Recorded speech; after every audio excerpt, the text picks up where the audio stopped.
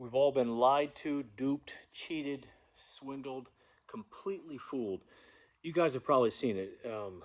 You go to a gym or sports event, sports arena, and you see these guys with these huge, blocky shoulders and disproportionately large traps.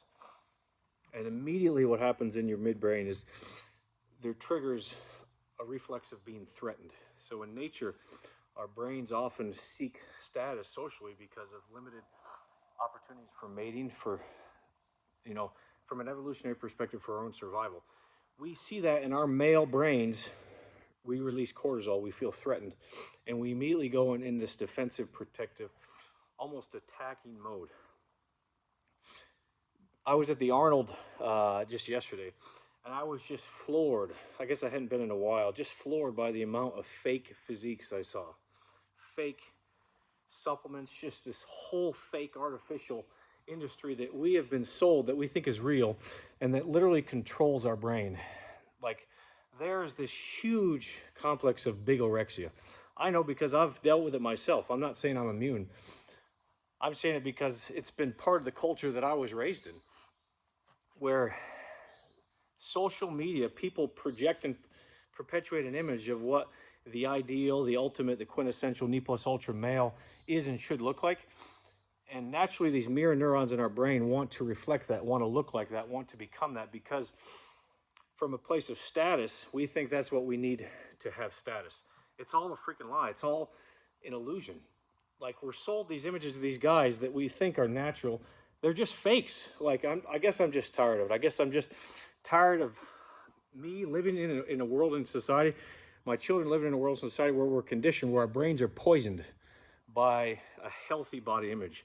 Literally, just like women have this body image issue, men have it just as much. It's just not as publicly noted. There's not as much of a space for men to talk about it openly because men are just too afraid. We're afraid to be vulnerable. We're afraid to open up. So what happens? Men freaking suffer in silence. They suffer this depression, this guilt, this shame, this perpetual cycle of run, numb, and escape. Drugs, porn, food, all sorts of recreational drugs.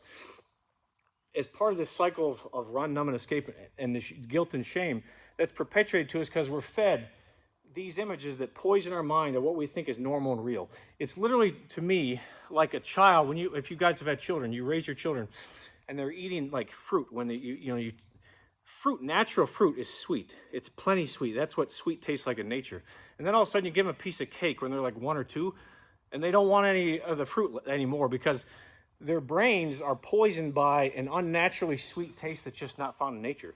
Similarly, like our brains are poisoned by perpetual bombardment of images that aren't natural on Instagram, on social media, that just, first of all, there's nothing natural about having traps and shoulders that go like that and having this beady, dried out, diuretic T3 type look that people just worship.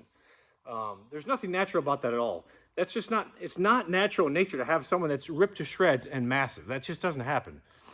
As a natural physique athlete, I've realized and come to terms with the fact that I can hold on to a little bit of fat and be a little bit more muscular, or I can really lean out and lose muscle. In nature, as a natural athlete, your body does not want to hold on to extra muscle tissue. You can't be both. You just can't. And we're continually perpetually sold this idea and image that we can, and our brains are literally poisoned and controlled and enslaved by it. So I guess I'm just tired of it.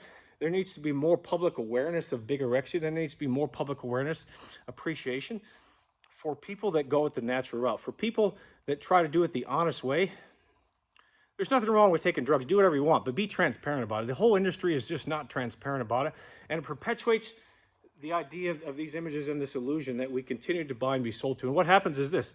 I'm at the Arnold yesterday. All these bikini-clad girls and these guys that are totally roided out are out there selling their pre-workouts, selling their supplements, as if you take this and you can look like this. We're sold all this crap. Like, there's no regulation of the $70 billion supplement industry that mostly it's a bunch of fluff. And we continue to buy and perpetuate it. It's not these guys' fault. It's our fault for not being informed. It's our fault for continuing to pay them, for continuing to perpetuate the illusion that this is a healthy body image, that this is, how men can and should look. And that there's anything worthy or desirable in looking like that anyways. Who in the world in your right mind wants to look like that? Not to mention the health benefits, the premature deaths, kidney disease, heart disease, through the roof of all these guys that are on boatloads of drugs, just because they feel like they got to keep up in this industry. They got to stand out. They've got to get followers. They have got to do what it takes to get money. And so that we just keep playing this game, and we just keep perpetuating this false image and idea of what a healthy male physique can and should look like, and what's, just overall, what's desirable. I mean, honestly, for my question for you is, I just don't get it. Why is it that we worship and hold these guys up on a pedestal? What is it about them that makes them so special in comparison to us?